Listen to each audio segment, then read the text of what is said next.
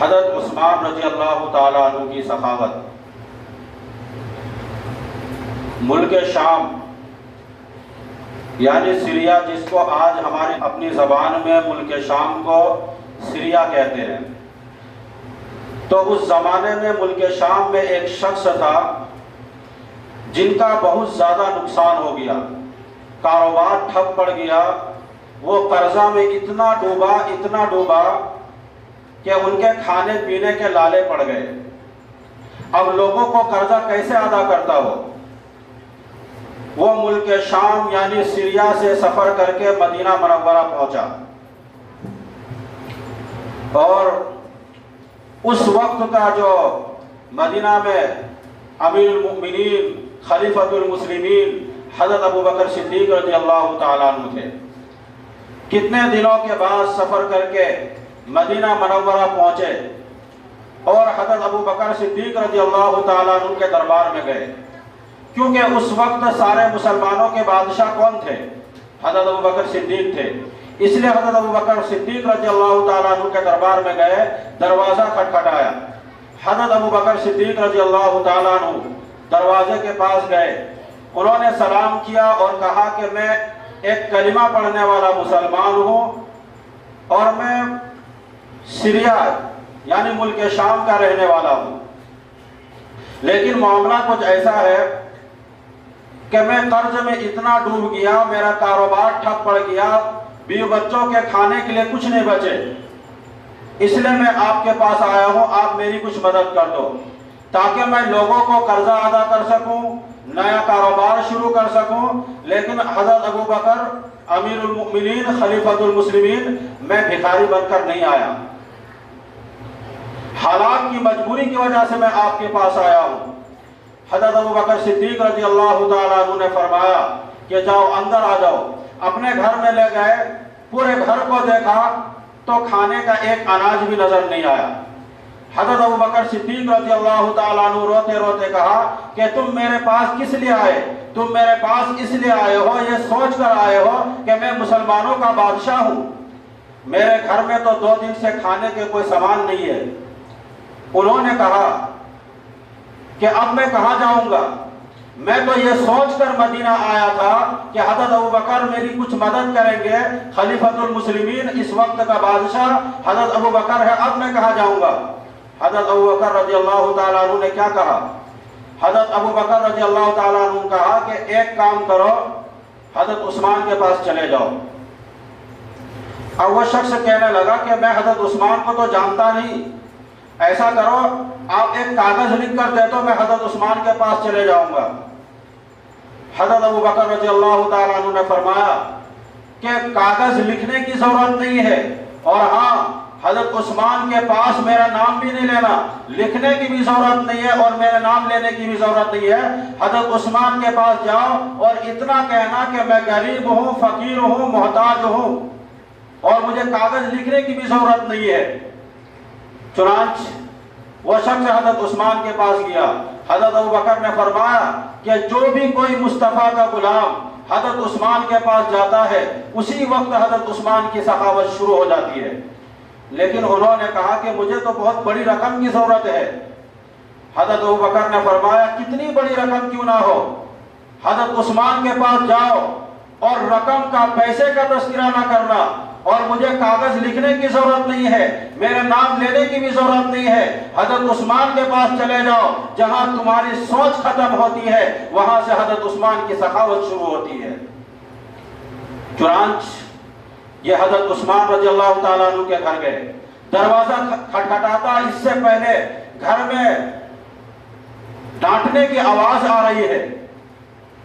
حضرت عثمان اپنے بچوں کو کیا کہہ رہے ہیں کہ ایک ہی وقت میں تم دودھ بھی پیتے ہو، شہد بھی اس میں ملاتے ہو، کھجور بھی کھاتے ہو، اے میرے بچوں اتنا خرچ کرو گے تو کیسے کام چلے گا؟ اب یہ بندہ باہر کھڑا سوچنے لگا کہ حضرت ابوبکر تو یہاں عثمان کے پاس بھیجا اور معاملہ کچھ ایسا ہے کہ یہ اپنے ہی بچوں کو شہد اور دودھ اور کھجور کی وجہ سے ڈانٹ رہا ہے، تو یہ میری کیسے مدد کر سکتا ہے؟ لیکن پھر بھی ہمت کر کے دروازہ کھٹکھٹایا۔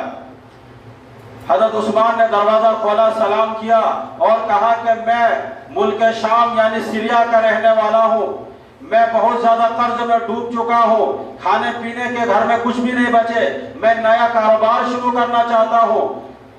اور حضرت عثمان سے کہا کہ میں بھکاری بن کر نہیں آیا ہوں۔ حضرت عثمان نے کہا ٹھیک ہے اندر آ جاؤ۔ اپنے ایک بیٹے کو کہا کہ دودھ کا پیالہ لاؤ، دوسرے بیٹے کو کہا شہد لے کر آؤ، تیسرے بیٹے کو کہا کھجور لے کر آؤ۔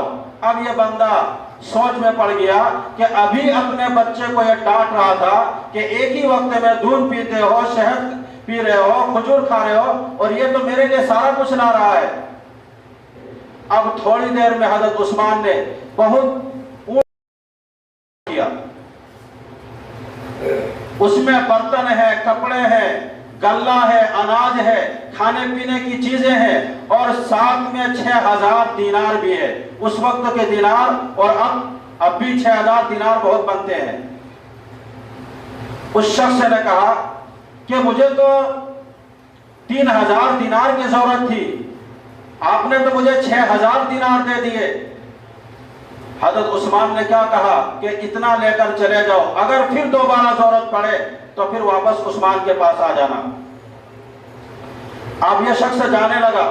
حضرت عثمان کہتے ہیں کہ جا رہے ہو؟ انہوں نے کہا ہاں میں جا رہا ہوں، آپ کا بہت بہت شکریہ ہے، اس لیے کہ آپ نے برتن دیے، کپڑے دیے، غلہ دیے، اناج دیے، کھانے پینے کی چیزیں دے دیے، سواری بھی دے دی۔ ہاں اب میں جا رہا ہوں، آپ کا بہت بہت شکریہ۔ حضرت عثمان رضی اللہ تعالیٰ عنہ فرماتے ہیں کہ میرا شکریہ ادا مت کرو، حضرت ابو بکر صدیق رضی اللہ تعالیٰ عنہ کا شکریہ ادا کرو جنہوں نے تم کو یہاں بھیجا ہے۔ اب وہ شخص تعجب میں پڑ گیا کہ میں تو حضرت ابو بکر کا نام نہیں لیا، لیکن عثمان آپ کو کیسے معلوم ہو گیا کہ حضرت ابو بکر نے مجھے یہاں بھیجا ہے؟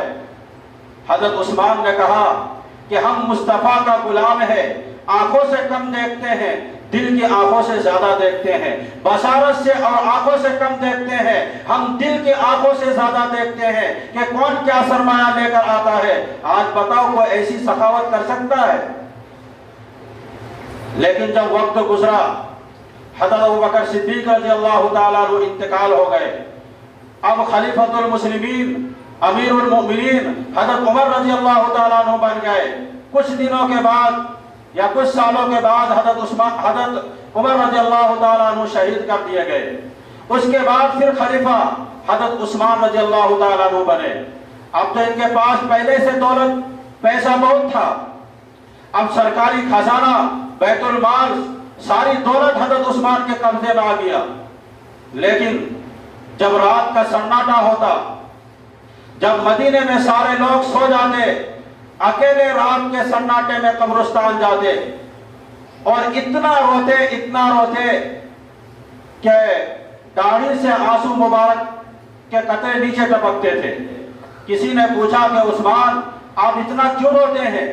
آپ کے سامنے جنت کا تذکرہ ہوتا، آپ اتنا نہیں روتے ہیں، جہنم کا تذکرہ ہوتا، آپ اتنا نہیں روتے ہیں، لیکن جب قبر کا تذکرہ ہوتا ہے اور جب آپ قبر کے پاس سے گزرتے ہیں تو آپ اتنا زیادہ کیوں روتے ہیں؟ تو حضرت عثمان نے کیا جواب دیا؟ حضرت عثمان نے جواب دیا کہ سنو، میرے نبی نے فرمایا کہ قبر آخرت کی منزلوں میں سے سب سے پہلی منزل ہے۔ جو قبر کی منزل میں پاس ہو گیا، جو قبر کی منزل میں کامیاب ہو گیا، بچ گیا، تو قیامت کی ہر منزل میں بچتا چلا جائے گا، اور جو قبر کی منزل میں پھنس گیا، قبر کی منزل میں پکڑا گیا، تو پھر قیامت کی ہر منزل میں پکڑاتا چلا جائے گا۔ یہ پوری روایت ہے۔ وہی عثمان، حدیث شریف میں آتا ہے کانا عثمان ابن عفان رضی اللہ تعالی عنہ اذا وقف علی قبر، یہ ایک لمبی روایت ہے۔ اس روایت کا مفہوم یہ ہے، حضرت عثمان رضی اللہ تعالی عنہ فرماتے ہیں کہ میں نے اپنے نبی کو یہ کہتے ہوئے سنا کہ قبر کی منزل آخرت کی منزلوں میں سے سب سے پہلی منزل ہے۔ جو قبر کی منزل میں کامیاب ہو گیا، اس میں بچ گیا، تو آخرت کی ہر منزل میں وہ بچتا چلا جائے گا۔ لیکن اگر کوئی قبر کی منزل میں پھنس گیا، قبر کی منزل میں پکڑا گیا، تو پھر قیامت کی ہر منزل میں وہ پکڑاتا چلا جائے گا۔ تو اب مجھے بتاؤ، ہم میں سے کون کون چاہتا ہے کہ ہم قبر میں کامیاب ہو جائے، عذاب قبر سے محفوظ ہو جائیں، اس لیے کہ مرنا تو سب کو ہے۔ غسل کا پانی تیار آپ کا بھی ہوگا، میرا بھی ہوگا، کفن کے کپڑے میرا بھی تیار ہوگا، آپ کا بھی تیار ہوگا، جنازہ آپ کے بھی اٹھیں گے، میرے بھی اٹھیں گے۔ جب جنازہ اٹھے گا تو آپ کے گھر والے بھی روئیں گے، میرے گھر والے بھی روئیں گے، اور جب قبر میں لے جایا جائے گا تو قبر کی اندھیری رات میں آپ کو سلا دیا جائے گا۔ تو آپ بتاؤ، ہم میں سے کون کون چاہتا ہے کہ اللہ ہمیں عذاب قبر سے بچا لے اور میں قبر کی منزل میں کامیاب ہو جاؤں؟ اس کے لیے صرف ایک کام ہے، اس ایک کام کے لیے تیار ہو جاؤ۔ میں کہتا ہوں کہ قبر کی عذاب تو دور کی بات ہے، جہنم کی آگ کی دھواں بھی آپ کے قبر کے قریب نہیں آئے گا، بلکہ اللہ تبارک و تعالی آپ کی قبر کو جنت کا باغ بنا دے گا، جنت کی خوشبوئیں آپ کی قبر میں لائے گا، آپ کی قبر میں جنت کا بچھونا بچھائے گا، اور آپ کی قبر کو جنت کی باغوں میں سے ایک باغ بنا دے گا۔ لیکن اس کے لیے ایک کام ہے، بس یہ ایک کام کر لو، اس لیے کہ اللہ کے نبی کا وعدہ ہے کہ جو یہ ایک کام کر لے گا، میں گارنٹی دیتا ہوں کہ وہ شخص جنت میں جائے گا، اور قرآن میں بھی ہے۔ لیکن اس کام کو کرنے کے لیے کتنے لوگ تیار ہیں؟ انشاءاللہ سب لوگ تیار ہیں۔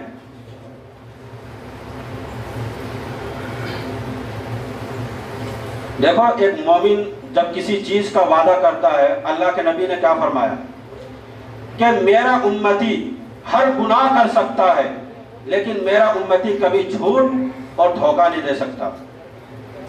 تو آپ لوگوں نے بھی وعدہ کیا، کیونکہ اللہ کے نبی کا یہ وعدہ ہے کہ جو شخص بھی یہ ایک کام کر لے گا، میں گارنٹی دیتا ہوں وہ جنت میں جائے گا۔ اور قرآن کی بھی آیت ہے، میں بعد میں چل کر بتاؤں گا، قرآن میں بھی ہے کہ وہ شخص جنت میں جائے گا۔ تو آج ہم میں سے ہر کوئی وعدہ کرو، ابھی جمعہ کی نماز سے لے کر موت کی شام تک کبھی میری نماز قضا نہیں ہوگی، اس لیے کہ اللہ کے نبی نے فرمایا کہ جو نمازی ہوگا وہ جنتی ہوگا۔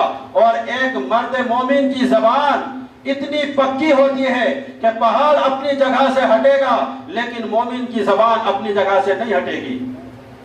تو آج ہم نے پکا وعدہ کیا ہے، اس لیے کہ قرآن میں بھی ہے وَالَّذِينَ هُمْ عَلَىٰ صَلَاتِهِمْ يُحَافِظُونَ، یہی وہ لوگ ہیں جو نماز کی پابندی کرتے ہیں، یہی وہ لوگ ہیں جو نماز کی حفاظت کرتے ہیں۔ أُولَٰئِكَ فِي جَنَّاتٍ مُّكْرَمُونَ، یہی لوگ ہیں جو جنت کے مہمان ہوں گے۔ تو آپ میں سے کتنے لوگ ہیں جو چاہتے ہیں کہ میں جنت میں مہمان بنوں اور اللہ میرا میزبان بن جائے؟